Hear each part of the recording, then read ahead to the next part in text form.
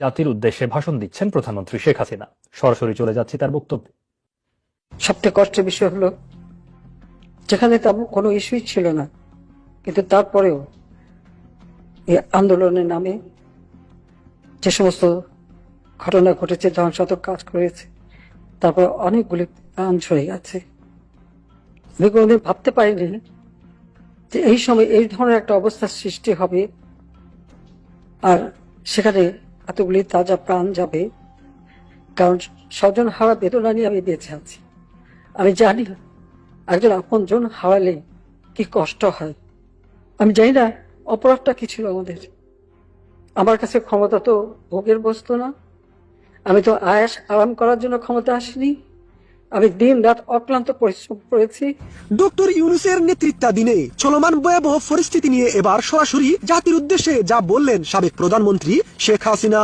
ক্ষমতাচ্যুত শেখ হাসিনা ছাত্র জনতার আন্দোলনের মুখে দেশ ছেড়ে পালিয়ে ভারতের দিল্লিতে আশ্রয় থাকার পর টেলিফোনে নেতাকর্মীদের এতদিন দিক নির্দেশনা দিলেও কিন্তু সরাসরি তাকে তেমন একটা কথা বলতে দেখা যায়নি। এবার দেশের ভয়াবহ পরিস্থিতি নিয়ে ভারতের দিল্লি থেকে সরাসরি জাতির উদ্দেশ্যে কি বললেন এবার সাবেক প্রধানমন্ত্রী শেখ হাসিনা। সবচেয়ে কষ্টের বিষয় হলো যেখানে তেমন কোনো ইস্যুই ছিল না, যে কোটা আমি সম্পূর্ণভাবে আমি সেটা বাতিল করে দিয়েছিলাম। হাইকোর্টের রায় সেটা আবার যখন পুনর্বার নিয়ে আসা হয়, সরকারি পক্ষ থেকে আমরা আপিল করি। আপিল বিভাগ সেটা সেই হাইকোর্টের রায় স্থগিত করে দিয়ে পূর্ণাঙ্গ শুনানির তারিখ নির্দিষ্ট করে দেয়। কাজে আবার সেই কোটা ফিরে আসে, যে কোটা আর থাকবে না। আমার জারিকৃত প্রজ্ঞাপনটাই আবার কার্যকর হয়। দুঃখের বিষয়, সেই সময় আন্দোলন করতে